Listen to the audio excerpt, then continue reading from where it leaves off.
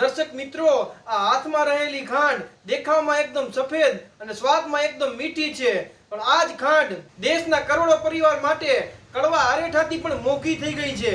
રક્ષાબંધન, જન્માષ્ટમી, નવરાત્રી અને દિવાળી જેવા તહેવારો આવી રહ્યા છે અને તહેવારોનો મતલબ છે ઘર ઘરમાં મીઠાઈઓ બનવી અને એકબીજાનું મોઢું મીઠું કરાવવું. પણ આ વર્ષે એ તહેવારો આવે એ પહેલા જ ગૃહિણીઓનું કિચન બજેટ ખોરવાયું છે.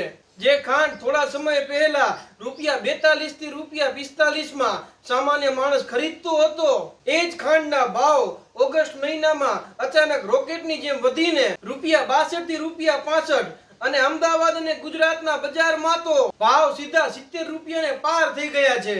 એટલે કે માત્ર એક જ મહિનામાં 30 થી 40% સીધો ડૂમો લાવી દે તેવો ઉછાળો આવી ગયો છે. દર્શક મિત્રો, હવે સવાલ એ થાય કે ખાંડના ભાવમાં આટલો મોટો વધારો ક્યાંથી આવ્યો? શું શેરડીનો પાક બગડી ગયો છે?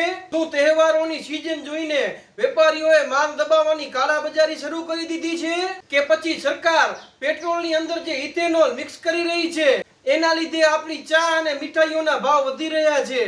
આજના વિડીયોમાં આપણે કોઈ ન્યૂઝ ચેનલ કે રાજકીય ડ્રામા વગર સત્તાવાર આંકડા સાથે આ ખાંડના કડવા ખેલનું ગણિત સમજીશું. મિત્રો, આ વાતની શરૂઆત થાય છે દેશના શેરડી પકવતા ખેતરોમાંથી. આ સિઝનની શરૂઆતમાં સરકારે અને નિષ્ણાતોએ એક બહુ મોટો અને મીઠો અંદાજો લગાવ્યો હતો. અંદાજ એ હતો કે આ વર્ષે ભારતમાં શેરડીમાંથી લગભગ 343 લાખ મેટ્રિક ટન ખાંડનું ધમાકેદાર ઉત્પાદન થશે અને બધું જ બરાબર ચાલી રહ્યું હતું. પણ પછી એન્ટ્રી થાય છે કુદરતના પ્રકોપની. સૌથી પહેલા આવ્યા અણધારા અને ભયાનક વરસાદના કારણે ખેતરોમાં અઠવાડિયા સુધી પાણી ભરાયેલા રહ્યા. પણ એનાથી પણ મોટું નુકસાન શેરડીના પાક માટે એક રોગે કર્યું, જેને વિજ્ઞાનની ભાષામાં રેડ રોટ કહેવાય છે. જે શેરડીમાંથી મીઠો રસ નીકળવો જોઈએ, આ રોગે આખા પાકમાં શેરડીના અંદરના ભાગમાં સડો લગાવી દીધો. પરિણામ શું આવ્યું ખબર છે? જે 343 લાખ મેટ્રિક ટન ખાંડ બનવાની હતી એનું ઉત્પાદન ધડાકો કરીને માત્ર 306 લાખ મેટ્રિક ટન પર આવી ગયું. એટલે કે 37 લાખ મેટ્રિક ટન ખાંડનો ગાયબ થઈ જવાનો મોટો ખાડો. હવે તમે જ વિચારો, બજારમાં જે વસ્તુ ઓછી આવે છે તેના ભાવ તો વધવાના જ ને. પણ વાર્તા અહીં પૂરી નથી થતી. આ તો માત્ર શરૂઆત હતી. એક તરફ દેશમાં 37 લાખ મેટ્રિક ટન ખાંડ ઓછી બને છે અને બીજી તરફ કેલેન્ડરમાં ઓગસ્ટ મહિનો બેસે છે. ઓગસ્ટ એટલે શું? ભારતમાં પવિત્ર અને આનંદના તહેવારોની શરૂઆત. રક્ષાબંધન, સાતમ આઠમ, નવરાત્રી અને આગળ દિવાળી એટલે ઘર ઘરમાં મીઠાઈઓ બનવાની શરૂઆત થાય. મોટા મોટા બેકરી ઉદ્યોગો અને મીઠાઈ વાળાઓ ગોડાઉનો ભરીને ખાંડ ખરીદવા લાગે છે. એટલે કે સપ્લાય અડધી થઈ ગઈ અને માંગ આકાશને પણ આંબવા લાગી. અને જ્યારે સપ્લાય અને ડિમાન્ડનો આ ખેલ ચાલતો હતો ત્યારે પડદા પાછળથી પ્રવેશ થયો વેપારીઓની સંગ્રહખોરીનો.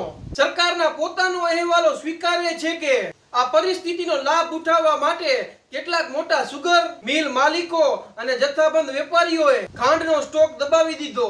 એટલે કે માર્કેટમાં માલ જ ના નીકળવા દીધો, જેથી કૃત્રિમ અછત ઊભી થાય અને ભાવ વધુ ને વધુ ઊંચે જાય. પરિણામે રિટેલ માર્કેટમાં ખાંડ ₹65 સુધી પહોંચી ગઈ. દર્શક મિત્રો, હવે આ આખી વાર્તામાં એક મોટો ટ્વિસ્ટ આવ્યો. સોશિયલ મીડિયા અને વોટ્સએપ યુનિવર્સિટીમાં એક વાત આગની જેમ ફેલાવા લાગી. લોકો કહેવા લાગ્યા છે કે અરે ભાઈ, સરકાર આપણી ગાડીઓના પેટ્રોલમાં 20% ઇથેનોલ મિક્સ કરવા માંગે છે, એટલે બધી શેરડીનો રસ પેટ્રોલ બનાવવામાં વાપરી રહ્યા છે અને આપણને ખાંડ માટે હેરાન કરી રહ્યા છે.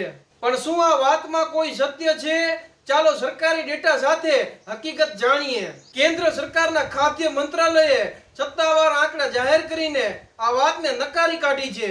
સરકારના ડેટા અનુસાર પહેલા શેરડીમાંથી ઇથેનોલ બનાવવાનું પ્રમાણ 12% હતું, જે સરકારે હવે ઘટાડીને માત્ર 9% કરી નાખ્યું છે.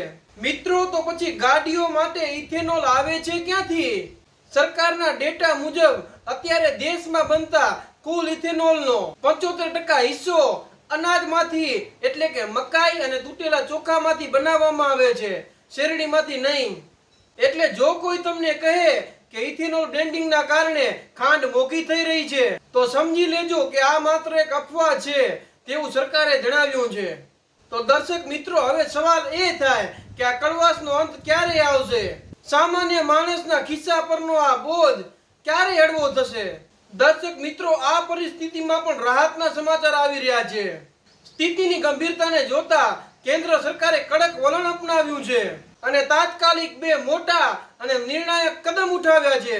પહેલું, 10 લાખ ટન કાચી ખાંડની આયાત. જી હા મિત્રો, સરકારે વિદેશમાંથી કોઈ પણ જાતના ટેક્સ વગર 10 લાખ ટન ખાંડ ભારતમાં લાવવાની મંજૂરી આપી દીધી છે, જેથી સપ્લાયનો ખાડો પૂરાઈ જાય. બીજું, સ્ટોક લિમિટ.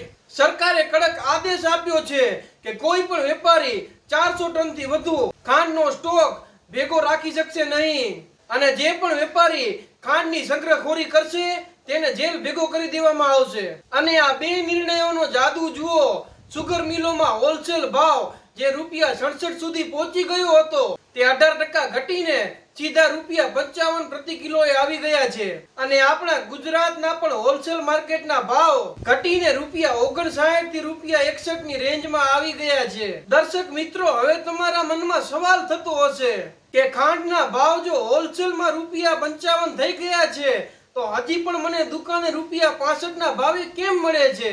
બહુ સિમ્પલ વાત છે ભાઈઓ. ફેક્ટરી અને હોલસેલ માર્કેટમાંથી ઘટેલા ભાવ તમારા ઘરની નજીક રહેલી નાની કરિયાણાની દુકાન સુધી પહોંચતા હજુ 5 થી 8 દિવસનો સમય લાગશે. દુકાનદારનો જ્યારે જૂનો મોંઘો માલ પૂરો થશે ત્યારે નવો સસ્તો માલ દુકાને આવશે. પણ એક વાત લગભગ નક્કી છે, આગામી 2 થી 3 અઠવાડિયામાં ખાંડના ભાવ ફરીથી સામાન્ય થઈ જશે. એટલે આ તહેવારોમાં તમારી મીઠાઈનો સ્વાદ બગડશે નહીં અને કડવાશ દૂર થઈ જશે. દર્શક મિત્રો, જો આ વિડીયો તમને પસંદ આવ્યો તો વિડીયોને લાઈક કરજો, શેર કરજો અને તમારા વિસ્તારમાં અત્યારે ખાંડનો શું ભાવ ચાલે છે તે નીચે કોમેન્ટ કરજો. અને માર્કેટને લગતી આવી જ ઉપયોગી માહિતીઓ સૌથી પહેલા મેળવવા અમારી ચેનલ સબસ્ક્રાઇબ કરજો. ફરી મળીશું આવી જ ઉપયોગી માહિતીઓ સાથે. ત્યાં સુધી બધાને રામ રામ.